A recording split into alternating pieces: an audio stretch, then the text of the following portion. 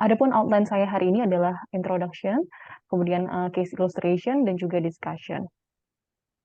Kita masuk ke bagian introduction.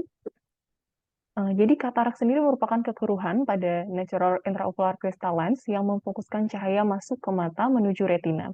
Kekeruhan ini dapat menyebabkan penurunan penglihatan dan dapat mengakibatkan kebutaan jika tidak ditangani.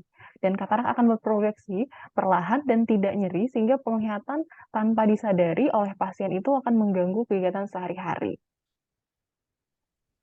Untuk patologi dari katarak sendiri itu katarak dapat terjadi akibat karena usia. Jadi usia yang berhubungan dengan perubahan lensa itu ada katarak nuklear, kemudian ada cortical katarak, kemudian ada posterior subcapsular katarak, kemudian bisa juga disebabkan oleh obat-obatan, jadi drug induced lens change itu seperti kortikosteroid, kemudian dapat juga disebabkan oleh trauma yaitu contusio penetrating injury, dan dapat disebabkan karena metabolik katarak yaitu diabetes mellitus yang akan dibahas pada presentasi kali ini.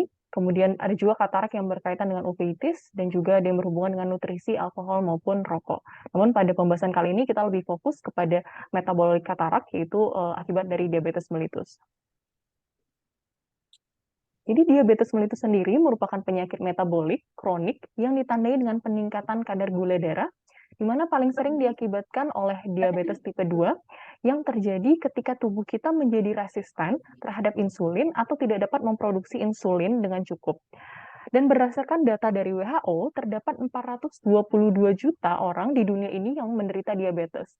Sedangkan di Indonesia sendiri terdapat 10 juta masyarakat yang menderita diabetes. Gejala DM sendiri ataupun diabetes mellitus itu mempengaruhi banyak organ. Salah satunya adalah mata. Mata dapat menyebabkan katarak yang akhirnya pandangan menjadi buram. DM dapat mempengaruhi kejernihan lensa sebagai indeks refraktif maupun akomodatif, dan terjadinya peningkatan gula darah itu mengakibatkan peningkatan glukosa juga pada aqueous humor. Dan katarak merupakan penyebab gangguan penglihatan pada pasien DM, di mana pada pasien DM dikatakan terjadinya katarak itu dapat terjadi 20 tahun lebih cepat, dan tingkat kematuran katarak juga terjadi lebih cepat pada pasien-pasien DM. Ya, kita masuk ke diabetik katarak. Jadi diabetik katarak ini juga disebut dengan snowflake katarak atau diabetic snowflake, di mana terjadi perubahan lensa subkapsular yang luas dan timbul secara tiba-tiba, terjadi pada individu yang masih muda biasanya dengan DM tidak terkontrol, terutama DM tipe 1. Kita masuk ke bagian case illustration. Jadi seorang wanita usia 78 tahun dengan keluhan pandangan buram perlahan pada kedua mata sejak 1 tahun sebelum masuk rumah sakit dengan riwayat penyakit. Pasien itu mengeluhkan buram perlahan pada mata kirinya yang diikuti dengan mata kanan sejak 1 tahun sebelum masuk rumah sakit. Kemudian pasien juga mengeluh adanya seperti melihat kabut pada pandangannya. Merah, mata nyeri, kemudian adanya keluar kotoran dari mata itu di sangkal, tidak ada keluhan floaters, fotopsia, maupun melihat korden yang tertutup. Pasien kemudian ke RSCM Kirana, yaitu ke Poliklinik Citra, untuk mendapatkan terapi. Untuk previous medical history sebelumnya, pasien menggunakan kacamata namun tidak mengingat kekuatan lensanya. Kemudian tidak ada riwayat penyakit mata sebelumnya, tidak ada riwayat trauma, tidak ada riwayat menggunakan obat tetes mata maupun pembedahan mata. Kemudian untuk riwayat penyakit sistemiknya sendiri, pasien ini mengalami DM sejak 5 tahun dan mengkonsumsi secara rutin Combigliz XR, yaitu saxagliptin dan metformin. Jadi saxagliptin 5 mg dengan metformin 500 mg. Jadi ini merupakan kombinasi ya, obat kombinasi dari saksa dan metformin dalam bentuk Combigliz namanya. Sebanyak 2 kali 1. Kemudian untuk tingkat gula darah pasien sendiri, kadar gula darahnya pada kunjungan terakhir itu adalah 135 mg per desiliter, dan pasiennya juga sudah memiliki gangguan ginjal akibat DM-nya. Kemudian riwayat juga DM di keluarga ada, yaitu ibu dan saudara kandung pasien. Untuk riwayat lainnya disangkal. Berikut merupakan pemeriksaan fisik dari pasien. Didapatkan untuk mata kanan pasien itu visusnya 6/30 dengan koreksi 6/12, TIW 16, dan lainnya dalam batas normal, kemudian pada lensa didapatkan kekeruhan dengan NO3, NC3, C5, dan P2, dan tidak ada cottonwool spot, eksudat, dot hemorrhage pada mata pasien. Kemudian untuk mata kiri pasien, dapatkan visus 6/24 dengan koreksi 6/15, kemudian TIU pasien 17, kemudian lainnya dalam batas normal, kecuali lensanya mengalami kekeruhan dengan grading NO3, NC3, C5, P2. Kemudian untuk bagian fundusopinya sendiri, tidak ditemukan eksudat, cottonwool spot, maupun dot hemorrhage pada pasien. Jadi asesmen sendiri untuk pasien ini adalah diabetik katarak, yaitu kortikal pada kedua mata, dengan DM tipe 2, di mana tata laksana dari pasien ini sendiri adalah direncanakan untuk vekoemulsifikasi dengan IOL pada mata kiri, kemudian lanjutkan dengan mata kanan. Kemudian pemberian non-cord 4x1 pada mata kiri, dan dikuas 6x1 pada kedua mata. Berikut merupakan video operasi pasien yang dikerjakan oleh Dr. Farabi.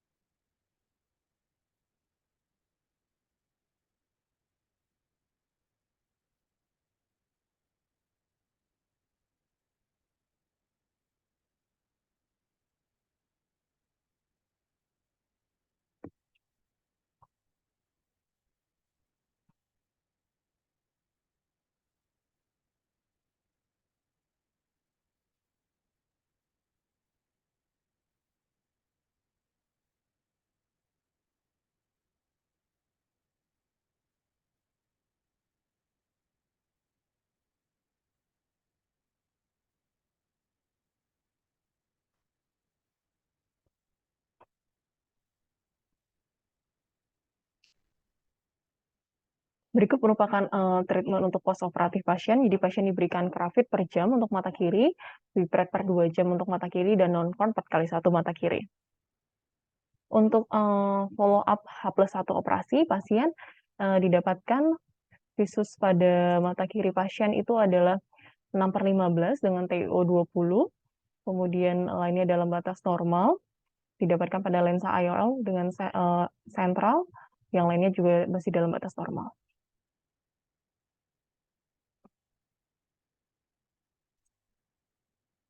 Ya, untuk asesmen pada first day post-operative follow-up-nya ialah pseudofakia pada mata kiri, kemudian diabetes katarak kortikal pada mata kanan. Untuk rencana pemberiannya adalah non-cord 4x1 untuk mata kiri, Wipret 6x1 mata kiri, Cravit 6x1 mata kiri, dan pasien diminta untuk kontrol lagi ke poliklinik 1 minggu kemudian. Kita masuk ke bagian diskusi. Jadi diabetik katarak itu disebut juga seperti tadi sudah saya sebutkan snowflake katarak atau diabetic snowflake, di mana dicirikan dengan gambaran kekeruhan pada bagian subkapsular putih kabuan multiple seperti snowflake. Jadi seperti kita bisa dilihat pada gambar ini, seperti snowflake bentuknya. Jadi snowflake itu adalah kepingan salju yang pada permukaan anterior maupun posterior korteks lensa. Kemudian pada diabetik katarak ini, jadi awalnya terbentuk vakuol dan celah yang terbentuk di korteks di bagian bawahnya. Kemudian akhirnya intumesan dan kemataan kuartal kortikal akan segera menyusul, kemudian berprogresi dengan cepat, dan seluruh lensa akan menjadi intumesan dan putih. Dan pada gambar kita bisa lihat terdapat snowflake katarak pada pasien diabetik dengan karakteristik kekeruhan anterior berwarna putih keabuan. Jenis katarak ini memang kasusnya terlihat ini sangat jarang ya untuk gambaran yang snowflake ini. Dan biasanya snowflake katarak ini terjadi pada DM yang tidak terkontrol, pada DM tipe 1 yang biasanya terjadi pada anak. Sehingga apabila kita menemukan katarak kortikal bilateral matur pada anak-anak ataupun dewasa muda, itu dapat mengindikasikan adanya diabetes mellitus pada pasien tersebut. Berikut merupakan morfologi dari early diabetic katarak. Jadi ini merupakan gambaran posterior subkapsular, kemudian ini anterior subkapsular, early cortical, kemudian ini yang komplit. Ada juga beberapa gambaran lain dari referensi lain yang saya dapatkan, itu ada posterior subkapsular, ada lamellar, ada cortical. Jadi cortical itu seperti bentuk gergaji ya dari ujung-ujungnya, itu bisa kita lihat. Kemudian ini tadi diabetic snowflake tipe 1 ya, DM tipe 1, kemudian nanti menjadi milky white. Untuk prevalensinya sendiri, jadi berdasarkan International Diabetes Federation pada tahun 2015, terdapat lebih dari 285 juta orang mengalami diabetes mellitus, di mana pasien diabetes ini memiliki resiko 2-5 kali untuk menjadi katarak, dan memiliki resiko yang lebih tinggi pada usia muda. Dan secara global, katarak masih menjadi penyebab utama kebutaan pada 18 juta orang. 20% operasi katarak itu dilakukan pada pasien-pasien diabetes. Dan insiden katarak pada pasien anak dengan diabetes adalah antara 0,7 sampai 3,4%. Dan dalam penelitian terhadap 370 pasien anak menderita DM, tidak ada pasien yang terdiagnosis retinodiabetik, namun 12 pasien menderita katarak dan 5 diantaranya memerlukan pembedahan. Kita masuk ke bagian metabolisme lensa.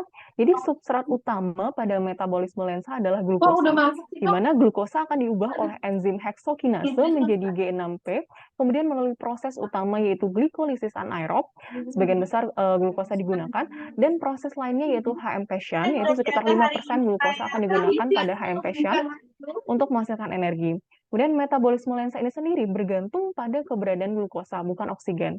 Bahkan dalam lingkungan tanpa oksigen pun, seperti settingan pada laboratorium, lensa akan tetap transparan dan dapat berfungsi selama lensa tersebut masih memiliki glukosa. Akan tapi dalam situasi lingkungan yang sebaliknya, yakni ketika terdapat banyak oksigen namun tidak terdapat glukosa sama sekali, lensa akan menjadi keruh dan tidak dapat berfungsi dalam hitungan jam. Dalam keadaan glukosa yang tinggi, misalnya pada pasien DM yang tidak terkontrol gula darahnya, jalur glikolisis dan HMP shunt ini akan menjadi jenuh. Dan glukosa menuju ke jalur poliol menjadi kurang efisien. Glukosa ini akan dikonversi oleh enzim aldose reduktase menjadi sorbitol. Oleh karena itu disebut dengan poliol pathway atau sorbitol pathway. Yang kemudian akan menghasilkan fruktosa. Konversi dari sorbitol menjadi fruktosa akan berlangsung lambat dan tidak efisien. Akibatnya, sorbitol terakumulasi dalam sel epitel lensa. Akumulasi ini akan menghasilkan gradien osmotik melintasi kapsul lensa dan mengakibatkan masuknya air ke dalam lensa dan sel-selnya. Masuknya cairan ini menyebabkan sel akan menjadi bengkak, yang pada akhirnya merusak elemen dari sitoskeletal dan produksinya. Jadi tadi ya, edema sel yang terjadi itu akan diperburuk lagi oleh peningkatan produksi sitokin atau faktor pertumbuhan intraseluler dan stres oksidatif, di mana peran stres osmotik ini sangat penting dalam pembentukan katarak yang cepat pada pasien muda dengan diabetes mellitus tipe 1 karena pembengkakan luas serat kortikal lensa. Dan akumulasi dari sorbitol dan produk akhir glikasi akan lanjut menyebabkan pembentukan radikal dari superoksida dan hidrogen peroksida yaitu HCO2. H2O2, mohon maaf. Dan biasanya enzim antioksidan ini akan membantu degradasi radikal superoksida menjadi H2O2 dan oksigen. Namun, enzim antioksidan lensa seperti superoksida dismutase dan katalase akan terganggu pada pasien dengan diabetes, sehingga menyebabkan stres oksidatif akan semakin meningkat yang akan berkontribusi terhadap pembentukan katarak. Dan peningkatan resiko atau timbulnya katarak terkait usia lebih awal pada pasien DM mungkin disebabkan juga oleh akumulasi sorbitol di dalam lensa dan perubahan hidrasi yang menyertainya. Dan peningkatan glikosilasi non-enzimatik protein lensa atau stres oksidatif yang lebih besar akibat perubahan metabolisme lensa, stres ini dapat mendorong peningkatan katarak sklerotik nuklear, katarak kortikal, dan akhirnya pembentukan posterior subkapsular katarak. Kita masuki diagnosis. Jadi pada diagnosis kita harus mengenal tanda dan gejala dari diabetik katarak ini sendiri, yaitu pandangan buram pastinya, berkabut, berasap yang tidak membaik dengan kacamata. Ini biasa pasien datang dengan keluhan seperti ini. Kemudian ada silau, ada halu, kemudian ada penglihatan malam hari yang lebih baik dibandingkan siang hari. Kemudian bisa juga terdapat pandangan ganda pada satu mata, namun ini jarang ya dikeluhkan pasien. Kemudian untuk faktor risiko sendiri pasti peningkatan kadar gula darah, durasi dari diabetesnya sendiri dan jenis diabetesnya sendiri. Kemudian ditambah lagi dengan ada faktor risiko lain, komorbid lain seperti hipertensi, kemudian merokok, usia, aktivitas fisik, dan terapi diabetesnya sendiri rutin atau tidak digunakan. Untuk pemeriksaan status oftalmologi sendiri, jadi biasanya terdapat penurunan tajam penglihatan hingga light perception, kemudian lensa yang mengalami kekeruhan, adanya refleks fundus, shadow test yang positif, kemudian pada slit lamp juga kita bisa mengukur grading dari kataraknya ini sendiri, kita bisa melihat bentuknya, ukurannya, hardness dari opacity-nya lensanya tersebut. Kemudian apabila kita tidak bisa melihat bagian dari posteriornya, maka kita harus lakukan pemeriksaan USG untuk mengetahui bagian posterior dari mata pasien tersebut. Dan jangan lupa untuk melakukan pemeriksaan biometri untuk mengetahui kekuatan lensa pasien nanti setelah operasi. Dan juga lakukan pemeriksaan laboratorium seperti gula darah dan pemeriksaan lainnya.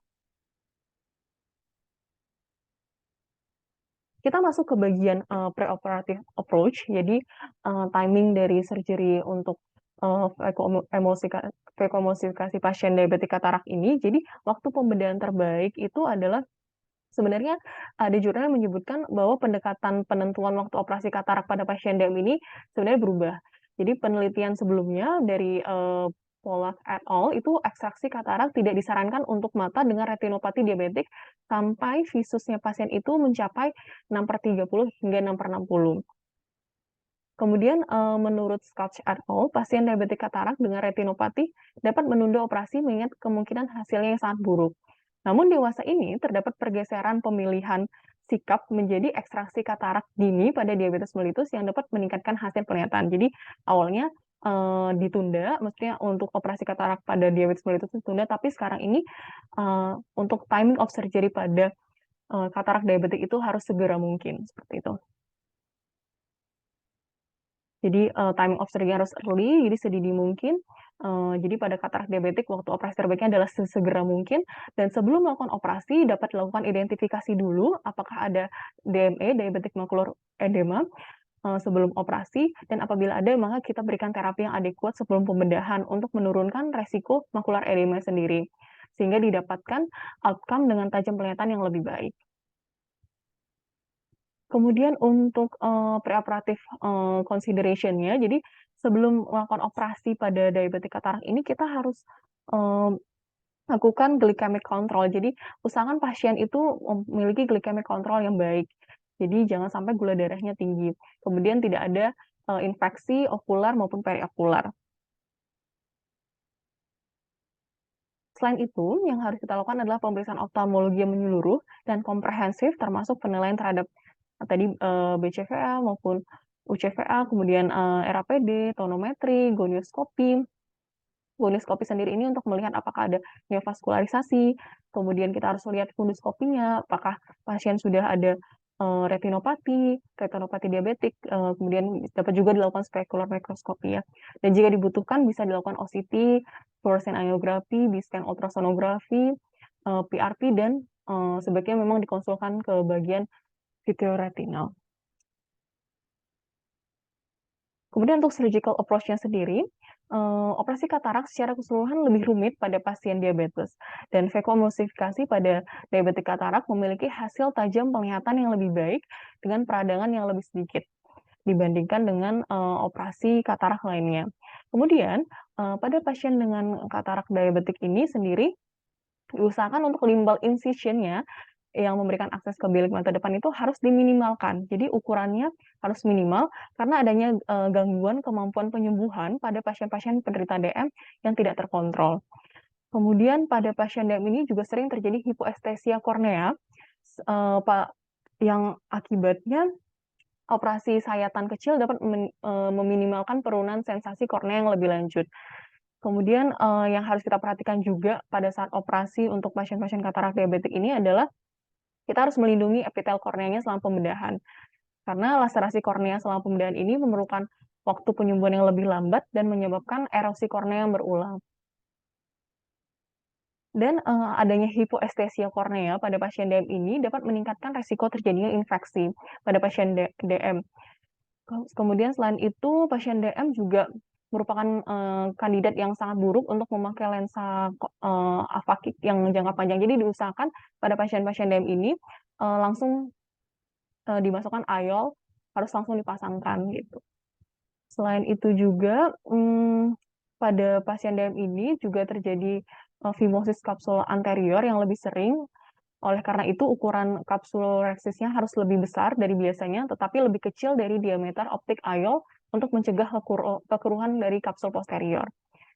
Optik yang berdiameter besar, yaitu sekitar 6 milimeter atau lebih besar lagi, akan memudahkan diagnosis atau pengobatan dari retinanya sendiri apabila memang sudah ada kelainan retina. Jadi bisa tujuannya untuk memvisualisasi bagian retina-retina perifer pasca operasi.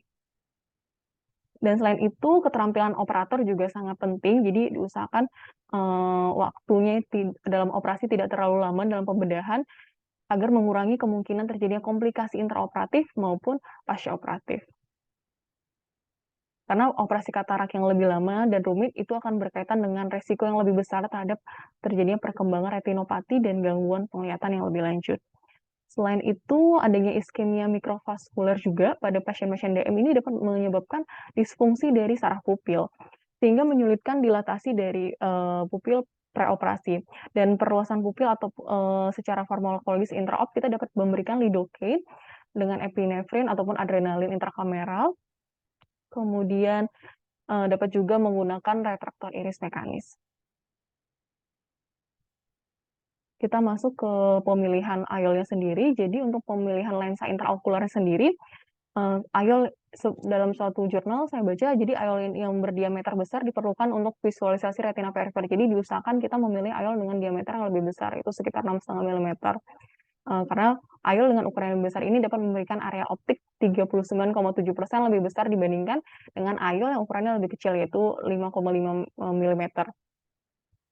Kemudian sedangkan untuk bahan umum dari IOL ini sendiri kan ada 3, yaitu silikon, akrilik hidrofobik, ataupun akrilik hidrofilik. Beberapa penelitian telah mengevaluasi biokompatibilitas bahan-bahan ini pada pasien diabetes, dan sebuah penelitian membandingkan tingkat PCO dengan akrilik hidrofobik dan IOL silikon plate haptik pada pasien diabetes, dan didapatkan pada IOL akrilik hidrofobik PCO-nya lebih jarang terjadi. Sedangkan pada hidrofobik IOL dia jadi diusahakan jangan menggunakan hidrofobik IOL. Kemudian kekeruhan kapsul posterior PCO ini merupakan perhatian juga bagi kita, khususnya pada pasien-pasien katarak diabetik pasca operasi. Jadi pasien DM ini lebih cenderung bisa terjadi PCO lebih cepat dibandingkan pada pasien non-DM, sehingga dikatakan dalam suatu jurnal lebih baik dalam pemilihan bentuk tepi ujung optiknya itu adalah tepinya yang persegi desainnya. Kita masuk ke intraocular lens implantation slide. Jadi untuk AC-IOL termasuk lensa iris glow umumnya tidak boleh digunakan pada pasien diabetes yang memiliki peningkatan resiko neovaskularisasi iris. Dan sebagian besar penelitian menunjukkan bahwa prosedur paling aman bagi penderita diabetes adalah implantasi IOL pada bagian posterior chamber. Dan IOL pada posterior chamber ini akan menjadi penghalang pergerakan cairan vitreous ke anterior. Kemudian kita masuk ke surgical approach intraoperasinya sendiri, yaitu dapat dilakukan combine dari katarak surgery dan vitrektomi. Jadi kemajuan teknik bedah vitreoretina dan juga katarak ini telah memunculkan beberapa penelitian tentang kombinasi operasi katarak dan vitrektomi pada pasien DM. Jadi pada pasien DM yang menjalani vitrektomi seringkali menderita katarak, dan sebaliknya kekeruhan lensa sering akhirnya berkembang setelah vitrektomi. Jadi akhirnya pada suatu jurnal itu disebutkan bahwasanya operasi yang combine antara katarak surgery dan vitrektomi ini ternyata terbukti aman, efektif, dan sebanding dengan operasi sekuensial dalam hal hasil akhir tajam penglihatan pasien. Namun, ini juga kita harus melakukan pemilihan dalam pasien. Jadi tidak semua pasien bisa kita lakukan kombinasi. Jadi ada beberapa pasien tertentu, misalnya untuk pasien-pasien yang usianya di atas 60 tahun, itu sebaiknya tidak lakukan operasi yang kombinasi seperti ini. Kemudian ada juga pembedahan katarak dengan injeksi intravitreal, di mana kita dapat melakukan injeksi intravitreal steroid, kemudian juga bisa dilakukan injeksi intravitreal avastin. Kita masuk ke bagian post-operative evaluations. Jadi, untuk semua pasien yang didiagnosis dengan retinopati diabetik non-proliferatif harus menjalani pemeriksaan retina dalam waktu 3 bulan setelah ekstraksi katarak. Dia harus segera diperiksa retinanya. Kemudian untuk pasien dengan retinopati proliferatif atau pasien dengan retina yang sulit dievaluasi sebelum ekstraksi katarak, maka harus dievaluasi secara ketat setelah operasi untuk memantau status retina. Kemudian untuk komplikasi kornea dapat terjadi secara spontan, namun lebih sering terjadi akibat manipulasi bedah yang berlebihan, sehingga pasien diabetes ini lebih rentan terhadap kerusakan epitel kornea dan erosi persisten karena gangguan sensasi kornea. Hal ini lebih sering terjadi seiring bertambahnya usia pasien dan durasi diabetes. Dan pada suatu studi disebutkan terdapat epiteliopati setelah vakuemulsifikasi yang menunjukkan kerusakan neotropik kornea. Dan menghentikan pengobatan topikal mungkin cukup untuk menyembuhkan kerusakan epitel karena banyak sediaan obat juga yang mengandung bahan pengawet. Dan pasien harus diobati dengan sering menggunakan obat tetes, mata, salep, dan kacamata pelindung. Kita masuk ke bagian komplikasinya. Jadi komplikasi ini nanti ada yang anterior segment dan juga posterior segment. Untuk yang anterior segment sendiri itu ada NVI, neovascularisasi iris, kemudian posterior synechia, pupillary bulk, pigmented precipitates pada IOLs, severe iritis, dan juga high fibrin reaction. Jadi insiden reaksi fibrin ini tinggi dilaporkan terjadi sekitar 13,7% pada pasien-pasien DM pasca operasi. Kemudian NVI sendiri ini adalah komplikasi segmen anterior yang paling ditakuti pada penderita DM setelah operasi katarak, namun insidennya berkurang dengan adanya vakuemulsifikasi yang tidak terlalu menimbulkan trauma. Kita masuk ke komplikasi bagian posterior segmen, yang paling sering itu adalah diabetic macular edema. Kemudian ini nanti untuk lebih lanjut terapinya akan dibahas oleh Dr. Dea. Kemudian ada pseudophakic cystoid macular edema, kemudian ada PCO, dan juga retinopati. Ya, diabetic macular edema sendiri ini merupakan akumulasi cairan yang berlebih pada extracellular space pada area makula, retina, terutama pada inner nuclear, outer falciform, dan Henle fiber layer, dan supraretinal space. Di mana pasien diabetes dengan edema makula diabetik ini yang sudah ada sebelumnya punya resiko lebih besar lagi mengalami perburukan edema makula setelah operasi katarak. Dan untuk pengobatan praoperasi, stabilisasi DME perioperatif dan manajemen pasca operasi, dikatakan bahwa agen anti-VEGF ini masih menjadi first line terapi dan menunjukkan keberhasilan besar pada pasien-pasien DM. Kemudian laser dan injeksi steroid juga masih menjadi terapi tambahan yang penting. Berikut merupakan beberapa gambaran dari DME. Kita masuk komplikasi kedua yaitu PCMA, yaitu pseudophakic cystoid macular edema atau dikenal juga dengan Irvine-Gass syndrome. Merupakan penyebab paling banyak gangguan penglihatan pasca operasi setelah operasi katarak pada populasi. Dan diabetes ini merupakan faktor risiko terjadinya PCMA. Kemudian resiko relatif terjadi PCMA ini dikaitkan dengan stadium diabetik retinopati. Pada pasien diabetes tanpa tanda-tanda retinopati itu memiliki resiko sekitar 1,8 kali, sedangkan pada pasien dengan diabetik retinopati non-proliferatif resiko 6,23 kali, dan apabila sudah PDR itu resikonya menjadi 10,34 kali. Dalam studi yang dilakukan oleh Young, durasi, tingkat keparahan dan jenis diabetes, serta kekerasan lensa dan kadar HbA1c merupakan faktor resiko berkembangnya PCMA ini setelah operasi katarak pada pasien diabetes. Kemudian pembentukan PCO, jadi penyebab lainnya penurunan penglihatan setelah ekstraksi katarak adalah terjadinya PCO, kekeruhan kapsul posterior. Jadi pada beberapa studi menyebutkan PCO ini lebih tinggi terjadi pada pasien diabetes, namun hal ini masih kontroversi. PCO itu merupakan kekeruhan sekunder yang disebabkan oleh migrasi, proliferasi, dan difresiensi epitel lensa. Dan pada studi Hiyashi dan kawan-kawan, tidak terdapat perbedaan nilai rata PCO antara kedua kelompok hingga 12 bulan setelah ekstraksi katarak. Namun pada bulan ke-18, angka PCO pada kelompok diabetes meningkat secara signifikan dibandingkan kontrol yang bertahan hingga 36 bulan.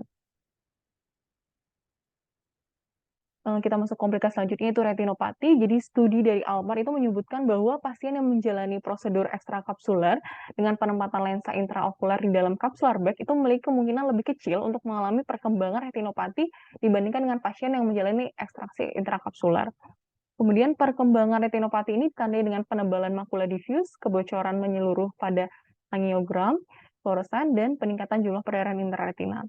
Kemudian studi Hong et al. Itu menyatakan bahwa pasien diabetes yang menjalani operasi katarak praemulsifikasi memiliki tingkat perkembangan retinopati hampir 2 kali lipat dalam 12 bulan dibandingkan mata yang tidak dioperasi. Kita masuk ke bagian prognosis. Jadi, studi terbaru mengenai operasi katarak pada penderita DM cenderung melaporkan insiden komplikasi yang lebih rendah dan hasil penglihatan yang lebih baik.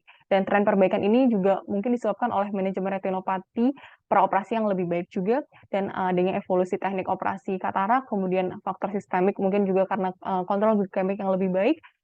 Jadi hasil dari operasi katarak juga saat ini sangat baik. Ini merupakan tabel mengenai tata laksana dari diabetik katarak. Jadi kita langsung masuk aja ke bagian algoritmanya. Jadi dapat dilihat di algoritma ini apabila terdapat katarak pada diabetik dengan diabetik retinopati, kemudian kita assess dulu untuk diabetik retinopati statusnya. Jika tidak bisa diassess, maka pertimbangkan untuk PECO segera. Jika kita bisa assess, maka kita lihat apakah ada PH itu adalah vitreous hemorrhage, apakah ada epiretinal membrane, apakah ada tractional retinal detachment. Apabila ada, maka kita lakukan combined surgery, jadi antara phaco dan pars plana vitrectomy.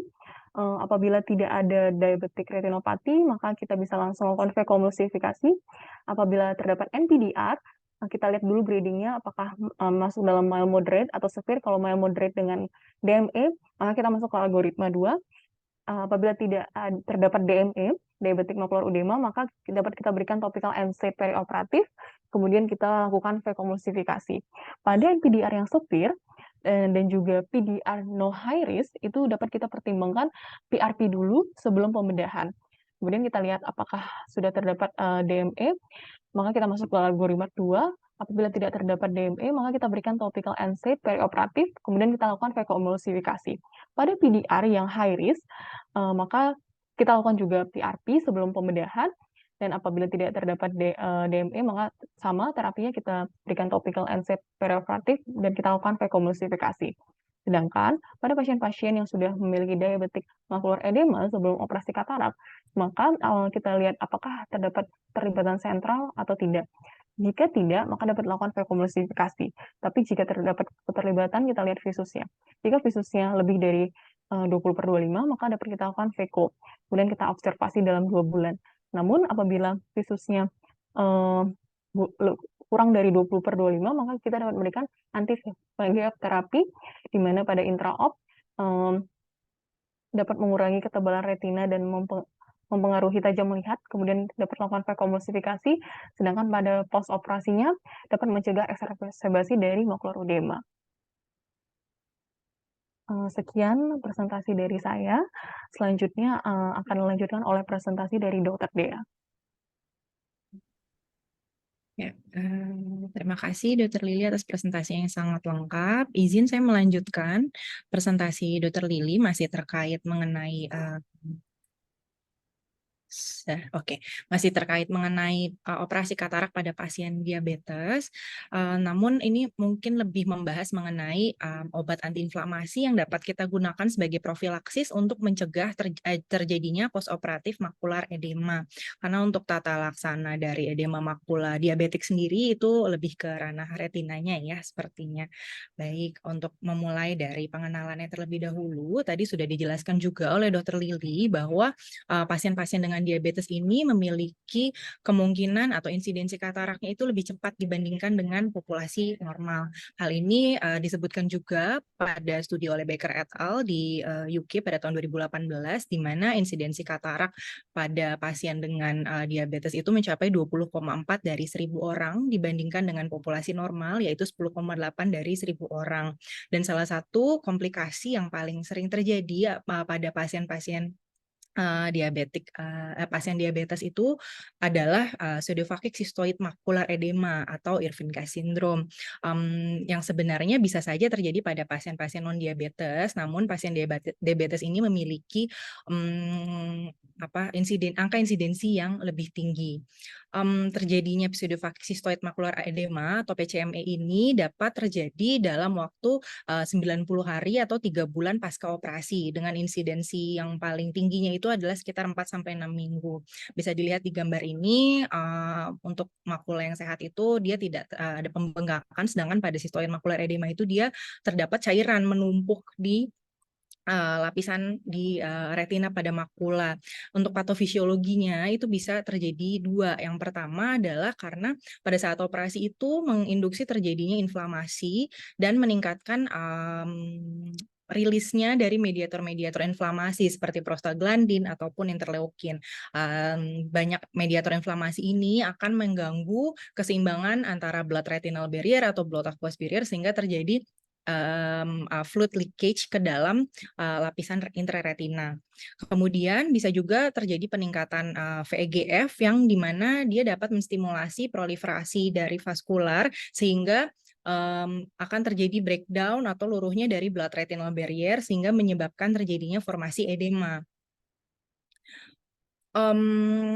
Untuk pseudophakic cystoid macular edema sendiri itu didefinisikan sebagai adanya clinical finding atau diagnosis dari cystoid macular edema atau clinically significant macular edema dalam waktu 90 hari pada saat operasi.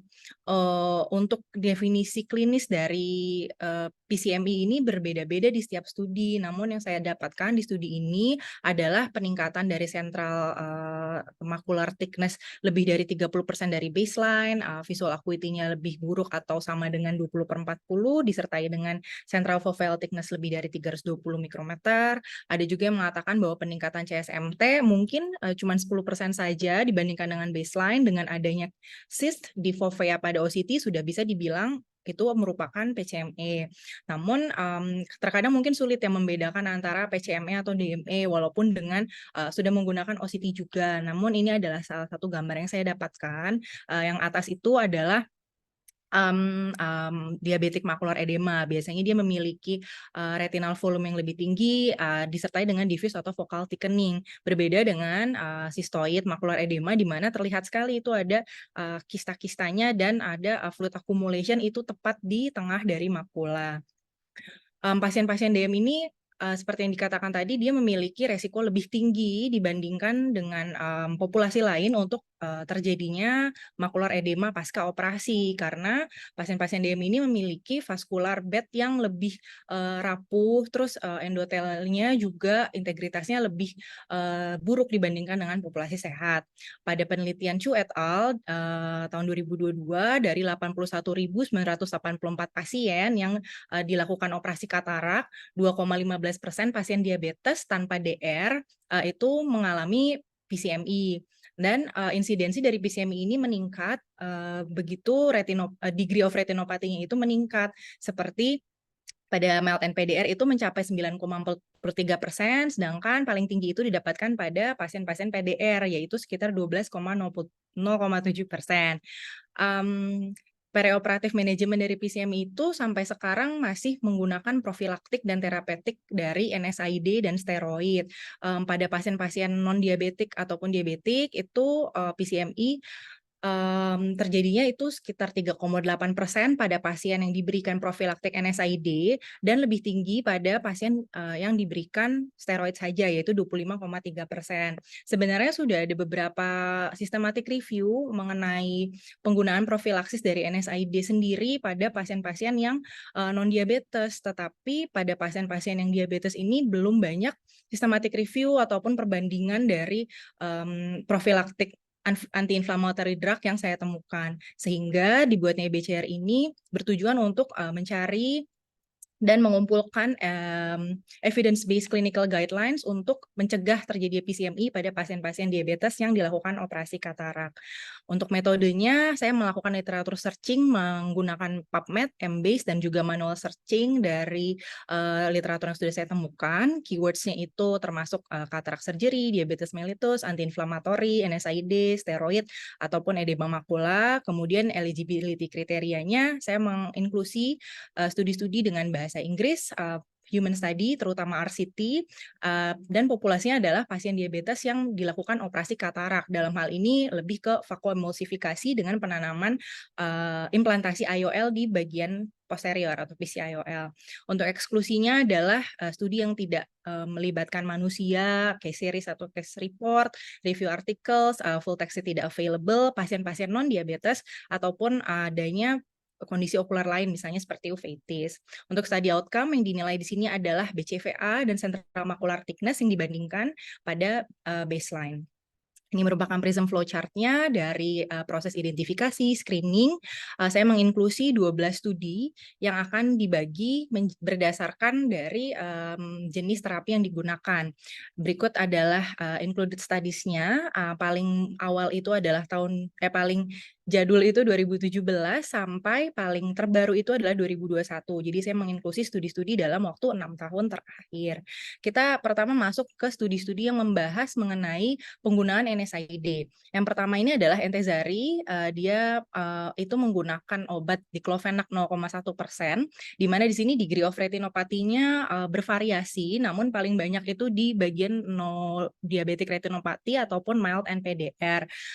Entezari ini menginklusi 108 mata dengan 54 di bagian case dan 54 bagian kontrol. Jadi bagi pasien yang masuk ke dalam grup case itu diberikan diclofenac 0,1% 4 kali sehari yang dimulai dipakai 1 minggu preoperasi sampai 6 minggu pasca operasi. Kemudian pada akhirnya kedua kelompok maupun case dan kontrol diberikan prednisolon. Jadi di sini kita bisa menyimpulkan bahwa pasien-pasien di grup case itu menggunakan kombinasi NSAID dan steroid.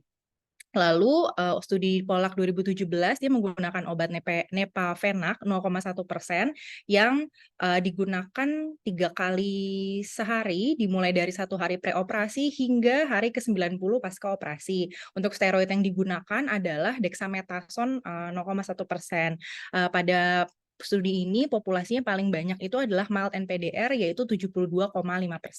Selanjutnya studi oleh Sink ini paling banyak pasiennya karena dia merupakan gabungan dari 2 studi yang dibandingkan dalam satu RCT, di mana di sini ada populasi tertingginya adalah moderate NPDR 87,7% dan obat yang digunakan adalah Nepafenac 0,3%.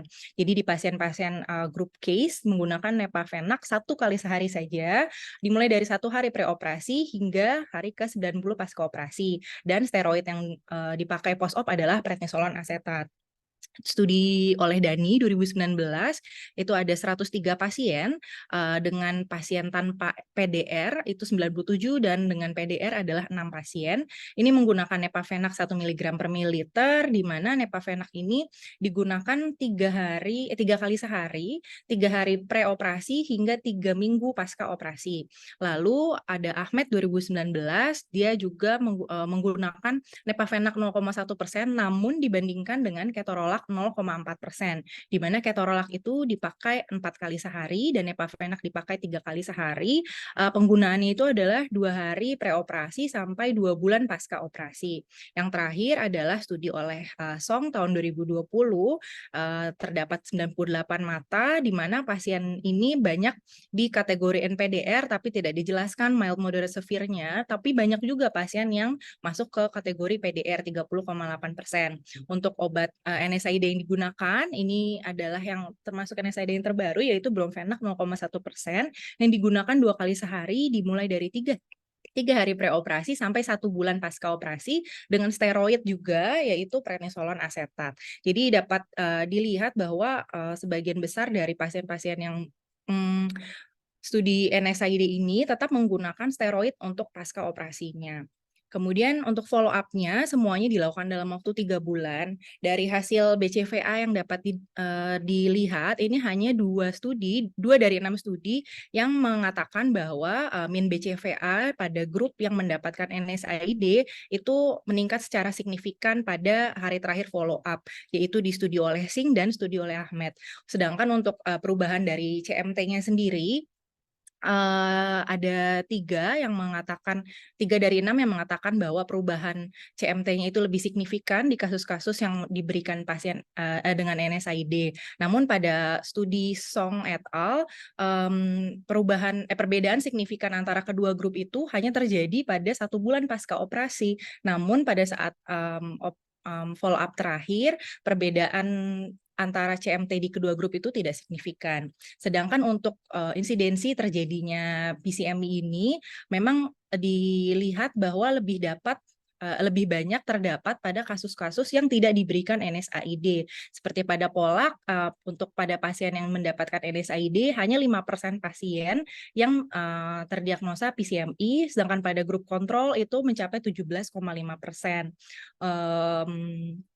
Untuk di Song et al juga menyebutkan bahwa pada grup case yang diberikan NSAID itu hanya 15,4% dibandingkan dengan grup yang tidak mendapatkan NSAID mencapai 32,6%. Lanjut ke studi yang mengenai steroid. Di sini saya mendapatkan 4 studi, ada 2 steroid implan, 1 yang membandingkan antara steroid topikal dan steroid depot atau diinjeksi, dan 1 yang membandingkan antara steroid depot dan juga pemberian anti-VEGF. Kita mulai dari yang pertama, yaitu Wilders dan kawan-kawan pada tahun 2018, studinya RCT, di mana study subjects ini ada 2013 pasien, dan ini dibagi menjadi 4 kelompok. Jadi 51 pasien mendapatkan injeksi triamcinolone acetonide sebanyak 40 mg atau 1 ml pada saat perioperatif disuntikan di subkonjungtiva. 50 pasien mendapatkan injeksi intravitreal bevacizumab, 60 pasien kontrol tidak mendapatkan injeksi keduanya, dan 52 pasien itu mendapatkan terapi kombinasi. Jadi perioperatif diberikan injeksi TA subkonjungtiva dan pada akhir operasi diberikan intravitreal bevacizumab. Untuk degree dari retinopati paling banyak itu adalah pasien-pasien tanpa diabetik retinopati. Kemudian pasca operasi semua pasien 213 pasien ini diberikan dexamethasone 0,1% dan antibiotik eye drop. Studi Valico 2020 di sini menggunakan dexamethasone intravitreal implant, sustained release 0,7 mg dexamethasone. Jadi pada studinya Valico ini membandingkan kapan dilakukannya implan dari si Dex implan ini. Dari 221 pasien, 136 dilakukan implantasi Dex intravitreal implan itu 1 bulan sebelum operasi katarak. Sedangkan 85 pasien dilakukan implantasi Dex itu pada setelah operasi selesai. Jadi begitu prosedur vekonya selesai, baru dilakukan implantasi ke intravitreal. Lalu Minella ini salah satu-satunya studi yang merupakan studi retrospektif observasional, di mana dia menggunakan Dex intravitreal implant juga yang dilakukan konkomitan atau pada akhir dari operasi katarak. Jadi seperti grup kedua di Sivalico. Untuk pasien yang dengan Dex intravitreal implant ini bisa dilihat bahwa mereka adalah pasien-pasien diabetik retinopati dengan pre-existing atau history of diabetic macular edema. Dan yang terakhir adalah studi yang membandingkan antara pemberian steroid injeksi dan juga steroid topikal. Di sini terdapat 101 mata, di mana 50 pasien itu mendapatkan injeksi steroid topikal dexamethasone dan 51 pasien mendapatkan injeksi triamcinolone subkonjungtiva. Jadi dexamethasone ini diberikan 3 kali sehari pos operasi selama 3 minggu. Ini adalah hasilnya. Yang Wilders ini tadi adalah yang membandingkan injeksi TA dengan bevacizumab, di mana terdapat perbedaan signifikan pada saat pemberian TA, min CMT-nya itu jauh lebih rendah dibandingkan dengan yang tidak. Namun tidak ada efek tidak ada perbedaan secara signifikan antara bevacizumab pada ketebalan makula. Kemudian insidensi dari CME itu sama sekali tidak didapatkan pada pasien-pasien yang mendapatkan TA. Di pasien dengan bevacizumab masih didapatkan 3,2% dalam waktu 6 bulan dan 3,2% lagi pada 12 minggu setelah operasi. Untuk Valico yang membandingkan pemasangan implan sebelum operasi katarak atau pada saat operasi katarak, terdapat CMT reduction lebih dari 20% pada pasien yang lebih tinggi jauh dibandingkan lebih tinggi jauh, yaitu sekitar 83,5% pada pasien yang dilakukan implantasi pada hari dia melakukan operasi katarak dibandingkan dengan yang pre-katarak. Untuk studi oleh Minella ditemukan bahwa pasien-pasien yang mendapatkan implan dexamethasone intravitreal, BCVA-nya significantly improve pada 1 bulan follow up dan min CMT-nya significantly decrease pada 1 bulan follow up. Dan yang terakhir adalah yang perbandingan antara CMT antara steroid yang diberikan secara topikal atau steroid yang diberikan secara injeksi, di mana visusnya itu tidak berbeda bermakna, sedangkan untuk CMT-nya pada pasien yang mendapatkan injeksi TA, CMT-nya itu tidak meningkat setinggi yang hanya diberikan oleh dexamethasone, dan ini dapat terlihat perbandingannya secara signifikan pada hari ke-28 dan ke-90 setelah operasi. Pada hari ke-28, 3 pasien di grup dexamethasone mengalami PCMI, sedangkan tidak ada yang mengalami tidak ada insidensi PCMI pada pasien di grup triamcinolone. Yang terakhir adalah studi mengenai anti-VEGF, walaupun tadi ada ya yang pakai bevacizumab, tapi ini ada fokusnya lebih ke anti-VEGF, di mana studi pertama ini adalah Studi pertamanya adalah oleh Koda Bandeh tahun 2018. Pasien-pasiennya adalah diabetik retinopati dengan diabetik makular edema. Ada 71 pasien, 36 masuk ke case dan 35 dikontrol, di mana pasien yang di grup case itu ditreat dengan bevacizumab intravitreal injection 1,25 mg immediately setelah operasi katarak. Sedangkan di Hawaii dari 116 pasien ini ada 3 grup, di mana 37 pasien itu diberikan ranibizumab 0,5 mg intravitreal, 38 diberikan nepafenak 0,1%, dan 41 pasien itu masuk ke grup kontrol. Nepafenaknya diberikan 3 kali sehari, tapi tidak dari waktu preoperatif, namun mulai postoperatif dari hari pertama sampai ke 28 pasca operasi. Untuk hasilnya, pemberian bevacizumab itu tidak memiliki statistically signifikan untuk perubahan BCVA ataupun CMT pada masa terakhir follow up. Namun bevacizumab pada bulan pertama menunjukkan statistically signifikan lower CMT dibandingkan dengan grup kontrol. Untuk occurrence dari PCMI sendiri masih terdapat insidensi dari grup bevacizumab yaitu sekitar 5,5% dibandingkan dengan grup kontrol yaitu 14,7% pada bulan pertama. Sedangkan pada bulan ketiga insidensi dari PCMI-nya di grup bevacizumab itu meningkat mencapai 8,33%, namun tetap lebih rendah dibandingkan dengan grup kontrol yaitu 22,8%. Untuk studi Hawaii mengatakan bahwa terdapat perbedaan signifikan antara pemberian nepafenak dan kontrol ataupun ranibizumab dengan kontrol mengenai BCVA pada minggu pertama kunjungan, tapi pada akhir kunjungan yaitu 3 bulan tidak terdapat perbedaan bermakna. Sama halnya dengan CMT di mana terdapat perbedaan bermakna antara grup nepafenak dengan kontrol dan ranibizumab dengan kontrol, namun tidak terdapat perbedaan dari perubahan CMT pada grup nepafenak maupun ranibizumab. Untuk occurrence dari PCMI sendiri di nepafenak grup itu 7,9%, sedangkan ranibizumab lebih rendah yaitu 2,7% dan grup kontrol 17,7% pada bulan terakhir follow up.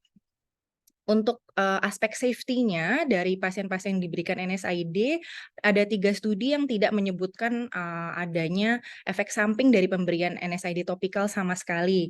Namun 2 studi, yang pertama adalah POLAK menyebutkan terjadi punctate keratitis pada 4 pasien, corneal erosion 1 pasien, dan allergic dermatitis di 1 pasien.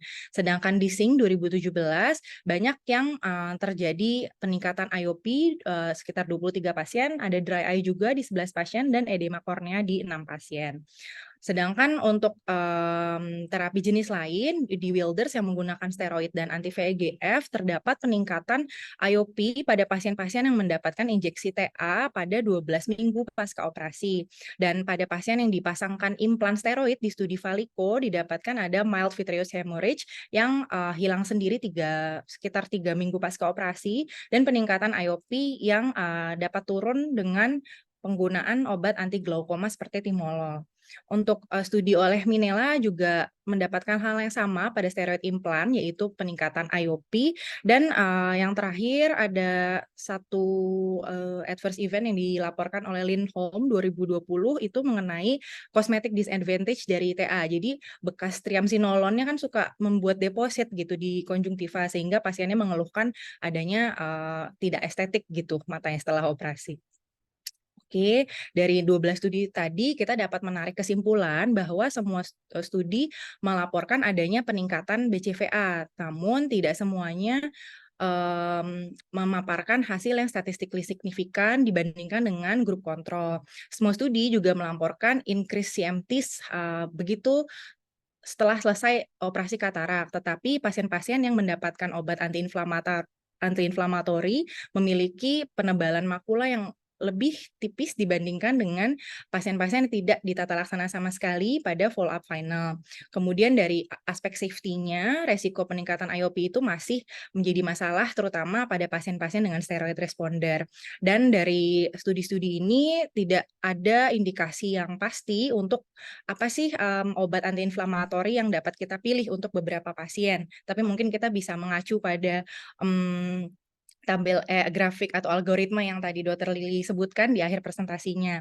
Namun dari studi ini saya dapat merekomendasikan bahwa penggunaan topical NSAID dengan kombinasi dengan topical steroid itu merupakan primary prophylactic treatment pada pasien-pasien diabetes yang akan dilakukan operasi katarak.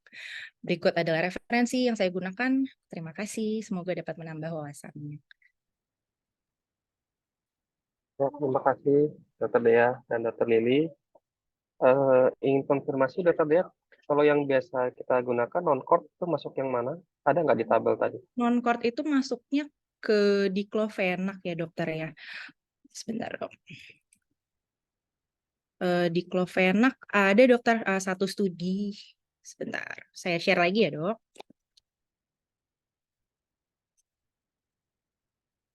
Ya, apakah sudah terlihat?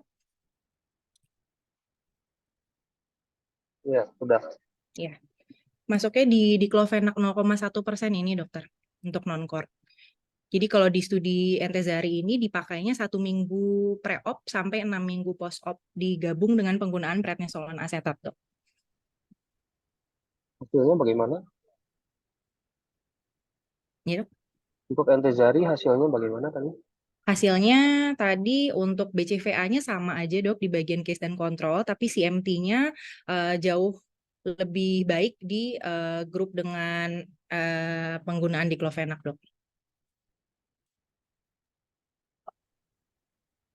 Oke. CMI-nya nggak tahu ya, nggak jadi outcome ya di dia ya. Iya dok, tidak diketahui insidensi CMI-nya dok. Baik, kita buka sesi diskusi. Apakah ada pertanyaan? Silakan, baik untuk Dr. Lili maupun Dr. Dea.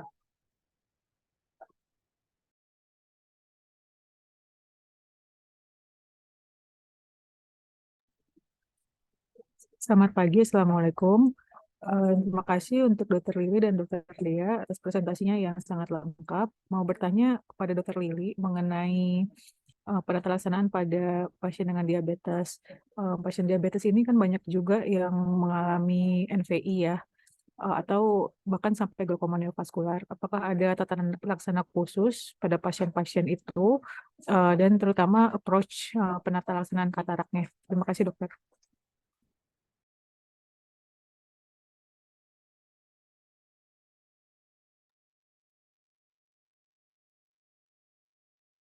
Terima kasih Dokter Regina atas pertanyaannya.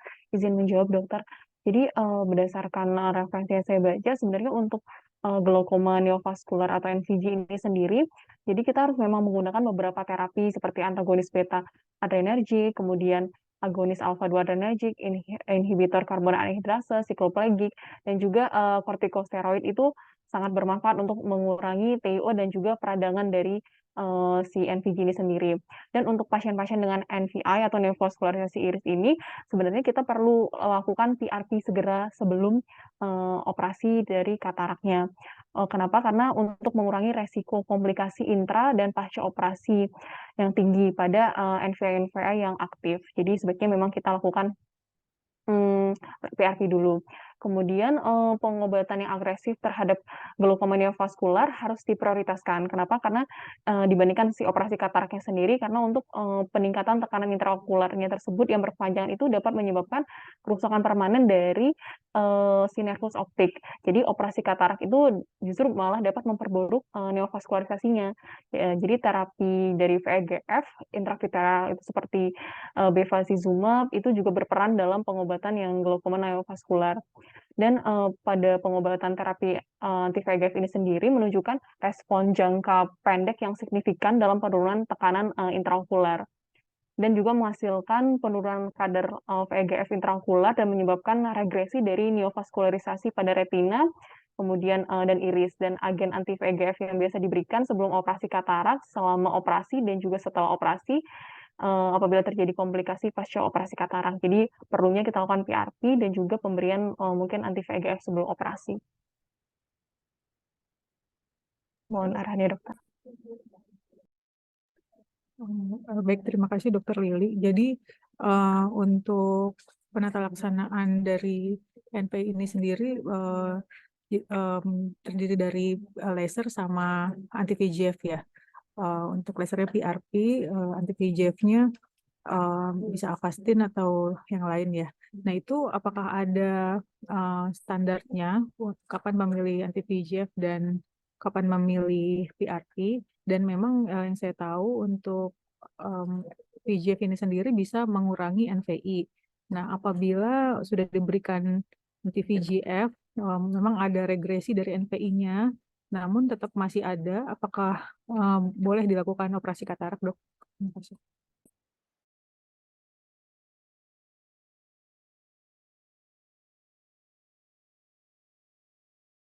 Izin share screen, dokter.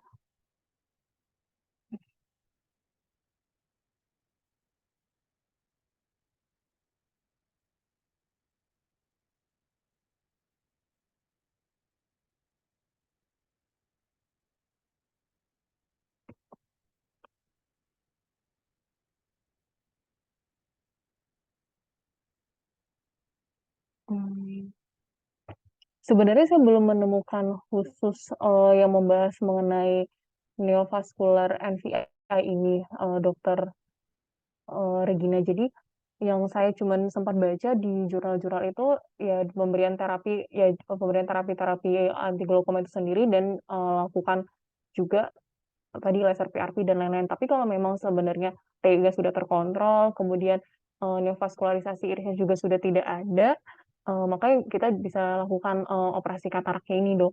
Tapi kalau memang masih TI-nya masih tinggi dan masih ada neovaskularisasi iris, akan lebih baik kalau kita menurunkan TI-nya ini sendiri dulu dan juga menangani dari si neovaskularisasi irisnya ini sendiri, dok.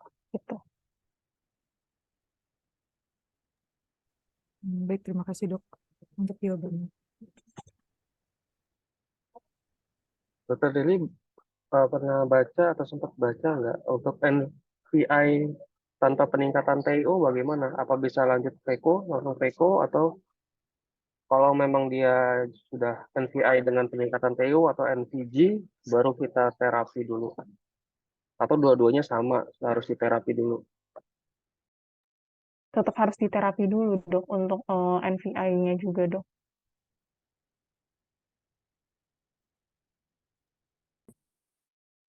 Kira-kira kalau ada NVI-nya, tindakan operasi kita apa kesulitannya? Bisa terjadi perdarahan intraoperasi, dokter. Jadi oleh karena itu makanya ketika ada NVI ini akan lebih baik kalau kita lakukan laser dulu terlebih dahulu, karena apabila tetap ada dan dia masih aktif itu dapat meningkatkan resiko perdarahan pada saat intraoperasi, dok.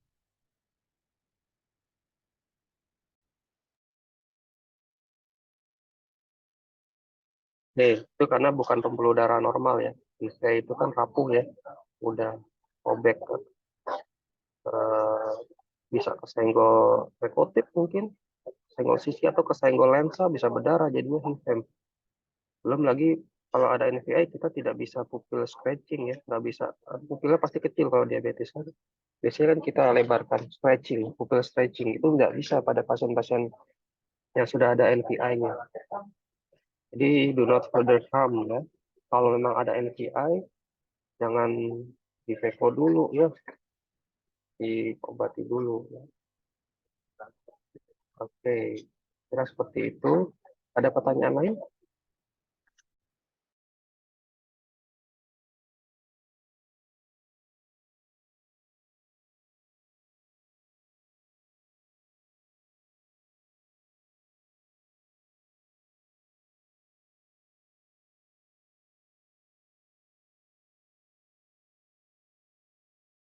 Ya, dokter, izin Ferdi ingin bertanya dokter kepada Lili. Jadi tadi Lili sudah membawakan kasus pasien. Nah, yang ingin saya tanyakan pada pasien yang dengan DM untuk pasca operasinya itu apa saja yang perlu kita perhatikan? Mungkin tadi dari presentasi Dea banyak yang preoperatif hingga preoperatif diberikan salah satunya obat NSAID. Nah, itu jadi apa saja yang perlu kita perhatikan untuk pasien pasca operasi katarak pada pasien DM? Ya, mungkin itu dokter pertanyaannya. Terima kasih, dok. Terima kasih Dokter Ferdi atas pertanyaannya. Izin menjawab dokter, mungkin nanti bisa ditambahkan oleh Dokter Dea ya terkait terapi-terapinya. Jadi kalau pada pasien-pasien DM ini sendiri yang harus kita perhatikan, yang pertama resiko tinggi untuk terjadinya tadi DME, diabetic macular edema. Pada pasien non-diabetes sendiri pun bisa dapat terjadi macular edema, apalagi pada pasien-pasien dengan diabetes. Itu resikonya lebih tinggi, yang tadi seperti yang sudah saya sebutkan. Kemudian ketika hal tersebut terjadi pada pasien yang mengalami keluhan pandangannya buram pasca operasi. Hal ini tuh dapat kita cegah sebenarnya dengan pemberian beberapa obat antiinflamasi yang seperti sudah disebutkan Dokter Dia tadi. Biasanya kita berikan 1-4 tetes per hari yang dapat diberikan selama 3-5 hari sebelum operasi. Kemudian yang harus kita juga menjadi perhatian kita adalah corneal edema. Kenapa? Karena corneal edema ini cukup sering terjadi pada pasien-pasien diabetes katarak. Kemudian dan biasanya corneal edema pada pasien diabetes katarak kosong ini bisa terjadi sampai hingga 3 minggu. Selain itu, perdarahan pada retina ini juga jika pasiennya memiliki advance diabetic retinopathy atau DM-nya udah cukup lama, kita harus pastikan dulu tidak terdapat perdarahan pada retinanya. Karena itu tadi kalau dilihat di algoritma kan ada untuk yang memiliki vitreous hemorrhage tata laksananya tersendiri. Kemudian apabila tidak ada vitreous hemorrhage tata laksananya tersendiri juga begitu. Mungkin untuk obat-obatannya bisa dijelaskan lebih detail oleh Dokter Dea. Ya, oke, setuju sih sama Dokter Lili. Kalau misalnya pasien, kalau PCMI atau pseudophagist macular edema itu kan dia terjadinya bisa up to 90 days after cataract surgery. Jadi kita memang harus monitor secara ketat gitu ya pasien-pasien pasca operasi DM apabila dalam waktu 2-3 minggu pasca operasi kok kayaknya visusnya belum mencapai BCVA 6/6, itu kita ya harus periksa pupil lebar, terus kita juga harus periksa fundusnya secara menyeluruh karena seperti yang tadi Dokter Lili juga jelaskan di presentasi kasusnya bahwa pada operasi katarak itu kan dapat meningkatkan mediator inflamasi dan mungkin memperkeruh kondisi retinopati pasien yang sudah terjadi. Begitu pula pada pasien-pasien yang mungkin tidak memiliki diabetik retinopati tetap bisa develop jadi pseudophakic macular edema. Terus pemberian NSAID sendiri sih sebenarnya juga belum ada gold standarnya ya, harus diberikan apakah preoperatif, apakah postoperatif saja cukup. Namun dari studi-studi yang didapatkan kebanyakan sih memberikan obat NSAID itu adalah preoperatif hingga 3 bulan pasca operasi atau di saat PCMI itu mungkin terjadi, yaitu peaknya di sekitar 4-6 minggu pasca operasi. Jadi tetap harus dikasih. Gitu mungkin yang bisa saya tambahkan.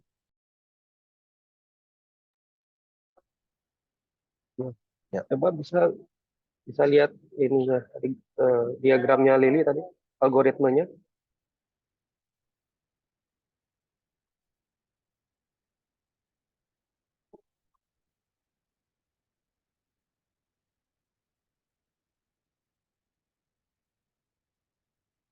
Nah, tadi Ferdi pertanyaannya yang bagian mana tadi? Tadi lebih ke pasca operatif dok, tapi juga mengacu untuk yang preoperatifnya juga bisa dok.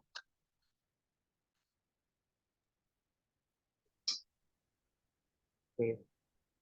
Pasca operasi ya. Pasca operasi ini apa nih? Makular edem atau perdarahan vitreous? Operasi apa yang dimaksud? Iya dok, jadi lebih ke arah pada pasien-pasien dengan DM itu yang pasca operasi katarak yang perlu kita perhatikan dari mulai pengobatan, pemeriksaan itu apa saja sih dok sebenarnya untuk yang apa yang perlu kita perhatikan. Tadi udah dijawab ya, tetes ya jawabannya ya sama dia ya. Ada Iya. suntik lagi nggak dia pasca operasi? Kalau dari yang saya baca sih mengenai profilaksis ya dok, jadi yang untuk post operatifnya nggak dapat, itu pun juga profilaksis yang injeksi dari tahun 2017 itu lebih ada 2 studi ya yang menggunakan injeksi TA subkonjungtiva, itu pun pada saat perioperatif sih dok, dan outcome-nya saya rasa baik sekali untuk perihal min CMT pasca operasinya dok pada follow up 90 hari.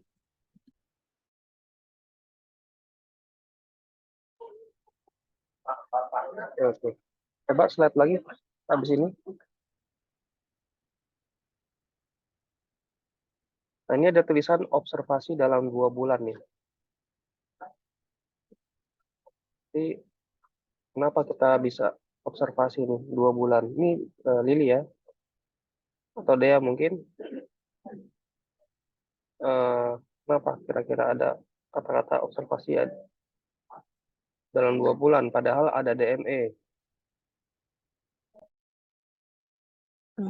Ya dok, jadi seperti yang kita tahu bahwasanya DME ini kan bisa merupakan salah satu komplikasi yang paling banyak terjadi juga pada pasien-pasien katarak diabetik VECO post operasi katarak. Jadi oleh karena tadi yang seperti dokter dia bilang masih bisa terjadi dalam beberapa bulan pasca operasi. Jadi alangkah baiknya kita observasi dalam 2 bulan visus pasien apakah mengalami perburukan atau tidak. Kalau ada perburukan ya mungkin memang sudah terjadi komplikasi seperti PCMI dan juga bisa juga terjadi DME seperti itu dok.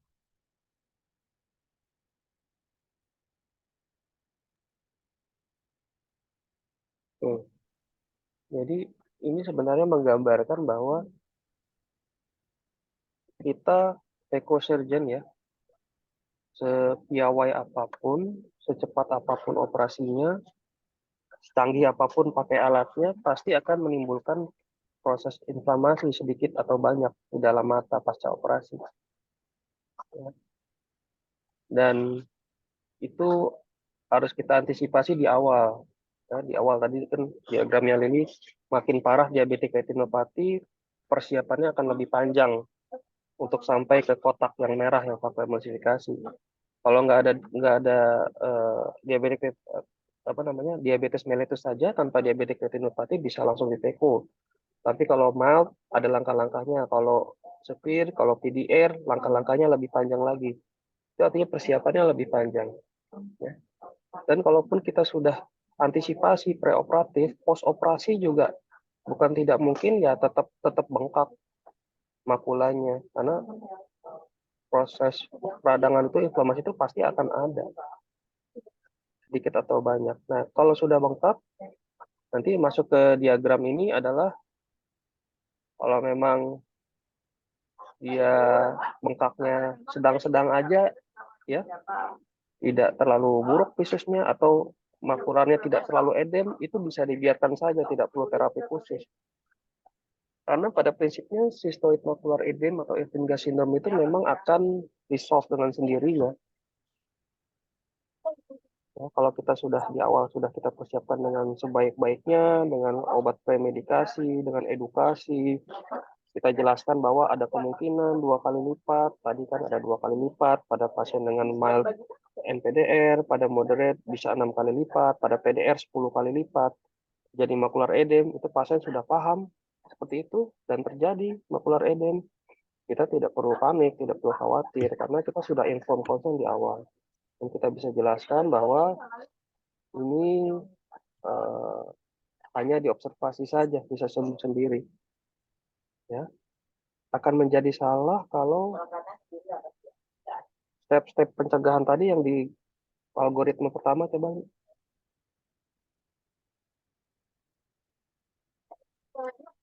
Nah, akan menjadi salah kalau kita tidak mengerjakan ini. Artinya pasien diabetes datang, langsung kita veko nih. Kita nggak ngelihat belakangnya. Atau pasien datang, harusnya dia mild NPDR, kita operasi, pasca operasi jadi PDR. Jadi neovascular glaucoma. Ya, memang kataraknya hilang, tapi timbul permasalahan baru, ada vitreous hemorrhage. Jadi glaukoma, muncul NPI dan lain sebagainya yang sebelumnya belum ada. Karena operasi itu mau tidak mau akan menaikkan pasti peradangan dan mediator inflamasi. Kita bisa dituntut oleh pasien. Kenapa, dok? Saya kok sebelum operasi terang kok, habis dioperasi sama dokter, mata saya malah jadi seperti ini, jadi buta. Tidak bisa melihat dan lain sebagainya. Glaukomanya tidak terkontrol dan lain sebagainya. Karena di awal kita tidak mempersiapkan. Tapi kalau kita sudah persiapkan, tetap terjadi, ya tadi pasien juga sudah diinform konsen, kita sudah memenuhi standar prosedur. Jadi kita terlindungi secara hukum juga. Nah, ini penting untuk diketahui bahwa katarak dengan diabetes itu agak kompleks ya. Ya, sebaiknya kalau sudah grade-nya moderate, severe, atau PDR, ya kita kolaborasi dengan dokter lain ya. Kita konsul juga ke retina dan lain sebagainya. Oke. Dari dokter Rizka, dokter Eci ada tambahan? Silakan.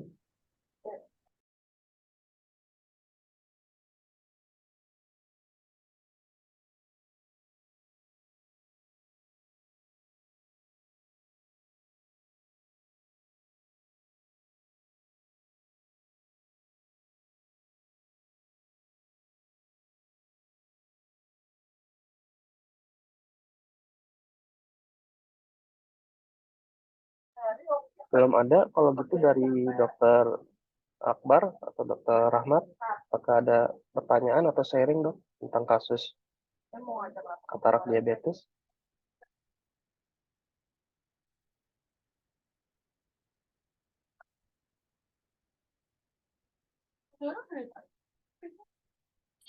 Izin dokter Akbar sebelum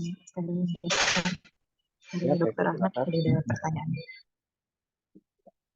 Oke, baik, dokter Rizka sedang operasi ya, sepertinya. Ada pertanyaan lagi dari residen sebelum kita tutup? Oke, terima kasih. Kalau begitu kita bisa simpulkan ya presentasi hari ini dengan pesan-pesan yang tadi sudah Lili dan dia sampaikan bahwa ada persiapan khusus ya untuk katarak diabetes. Baik, mudah-mudahan bermanfaat. Saya tutup diskusi pagi hari ini. Selamat pagi, selamat beraktivitas. Assalamualaikum warahmatullahi wabarakatuh. Waalaikumsalam warahmatullahi wabarakatuh. Izin Izin foto, foto dokter. dokter. Iya. Oke, foto. Ya.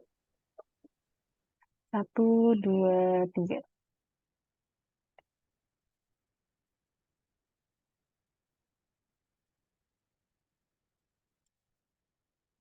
Satu lagi ya dok, izin share screen.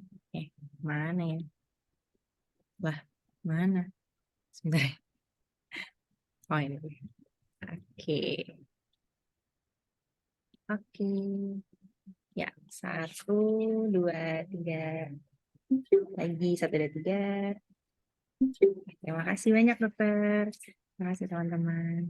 Terima kasih semuanya. Assalamualaikum. Terima kasih dok. Dok, waalaikumsalam.